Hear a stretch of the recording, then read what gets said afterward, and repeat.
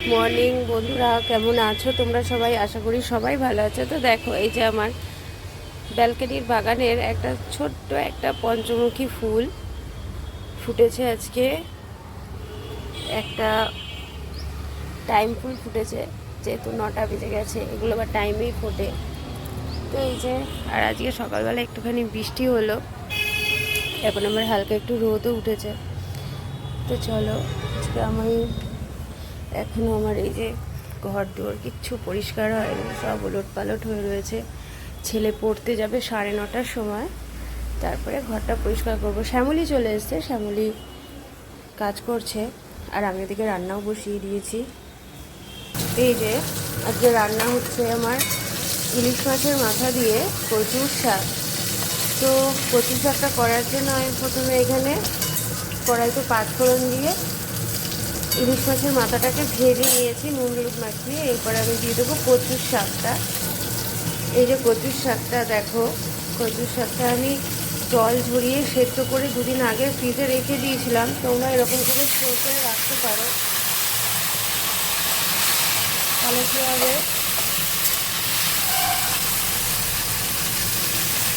কাঁচা কচুর শাক থাকলে সেটা নষ্ট হয়ে যেতে পারে, কিন্তু সেদ্ধ করে রাখলে অতটাও নষ্ট হবে না। তো চলো,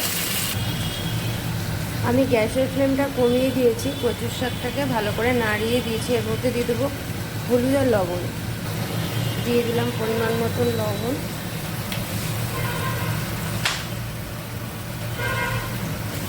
আর এই যে হলুদ, এইটাকেও ভালো করে মিক্স করে নেব। তো চলো ভালো করে মিক্স করে নিই। তো দেখো, কচুর শাকটা আমি ভালো করে জলটা মরিয়ে নিয়েছি। এইবারে আমি এর মধ্যে দিয়ে দেবো আদা কাঁচা লঙ্কা বাটাটা, দিয়ে আবারও এটাকে ভালো করে কষবো।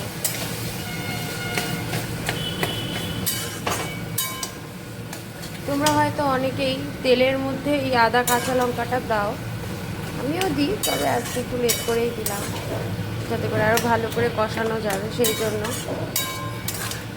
তো চলো এটাকে কষিয়ে নিই।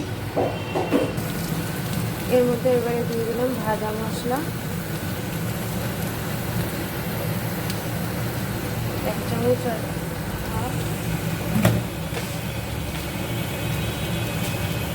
আর দিয়ে দেবো চিনি। এবার এটাকে ভালো করে মিশিয়ে দিয়ে নামিয়ে নেবো, তাহলে আমার কচুর শাক রেডি। তো চলো মিশিয়ে নিই। তো বন্ধুরা, এই যে আমার কচুর শাক রেডি। তোমরাও কিন্তু একবার আমার মতন বাড়িতে ট্রাই করে দেখো। আর তোমরা কে কীরকমভাবে কচুর শাক রান্না করো আমাকে অবশ্যই কমেন্টে জানাবে, তাহলে আমিও সেরকমভাবে কচুর শাক রান্না করে একবার বাড়িতে ট্রাই করে দেখো। তো চলো, তো আজকে আমার রান্না হয়েছে এই যে আলু সেদ্ধ, শুকনো লঙ্কা আর পেঁয়াজ ভেজে মেখে নিয়েছি আলু সেদ্ধটাকে, আর এই যে সেই কচুর শাক, আর এই যে আম দিয়ে পাতলা করে মুসুরির ডাল, আর এর সাথে যে যেরকম ভাত হয়েছে। তো তোমাদের বাড়িতে আজকে কার কী রান্না হয়েছে আমাকে অবশ্যই কমেন্টে জানিও। আমার তো আজকে এই রান্না হয়েছে। তো এই যে আমার ঘর দুয়ারও একদম পরিপাটি আমি করে নিয়েছি রান্না করতে করতেই। এই যে এখানে অব্রবাবু চলে এসছে পড়েও, আর এই যে আমার অব্রবাবু, এই যে আমার ঘর দুয়ার সব গুছানো হয়ে গেছে, দেখতেই পাচ্ছ। যেহেতু এসিটা চালিয়েছে, এবার দরজাটা একটু বন্ধ করেই দিলাম। আর এই যে এনাকে দেখো, ইনি হচ্ছে আমার তারা মা।